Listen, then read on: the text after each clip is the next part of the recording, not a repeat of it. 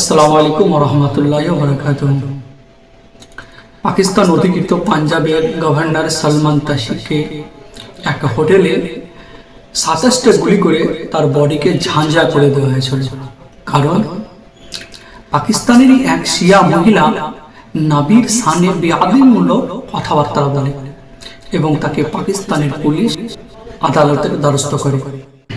পাকিস্তানের আদালত তার সাজা ঘোষণা করে।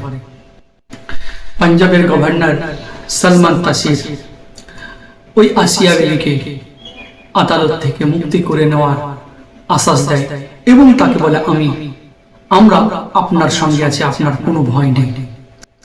এই কথাবার্তা, এই আচরণ পাকিস্তানের এক নওজওয়ান গাজী মুমতাজ হোসেন কাদরির সহ্য হলো না।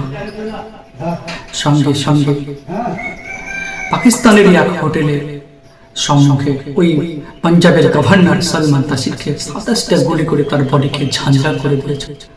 পুলিশের কাছে নিজে নিজে স্যালেন্ডার হয়ে গেছিলেন এবং ২০১৬ সালে তাকে ফাঁসির ঘোষণা করা হয় এবং তাকে মুমতাজ হোসেন কাদরিকে ২০১৬ সালে ফাঁসি দেওয়া হয়।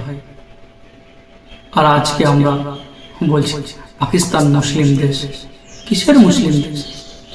কে মুসলিম শাসন আছে পাকিস্তান? কে ইসলাম কান্ট্রি? কিসের ইসলাম কান্ট্রি? এই দেখুন, কিছুদিন পূর্বে বাংলাদেশের এক আলেম এর ভিডিওটা দেখায়। স্যার, রোজার আগের দিন উনি বলছে আপনারা মিলাদ কোরআন শরীফে নাই। আমি কোরআন শরীফ পড়তে চাই, মিলাদ কোরআন শরীফে পাই। স্যার, আমার নবীজির পিয়ন বলছে, আমি মানতে পারি না স্যার।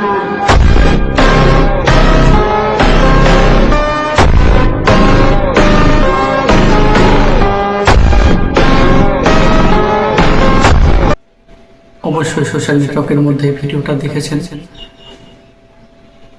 তো দেখুন, নবীর সম্বন্ধে মিলাদকে আমি রমজানের আগে বলেছি এবং আজকে বাংলাদেশে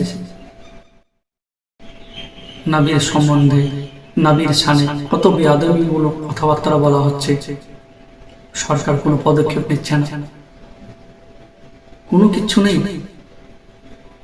কোনো আইন নেই, কোনো কিচ্ছু নেই বাংলাদেশে। আজকে আমরা বলছি বাংলাদেশ মুসলিম দেশ। কিসের মুসলিম দেশ? যে দেশে নবীর শানে বেয়াদবিমূলক কথাবার্তা বলা হয়, যেই দেশে নবীর শানে কূটনীতিমূলক কথাবার্তা বলা হয়, সেটা কিসের মুসলিম দেশ?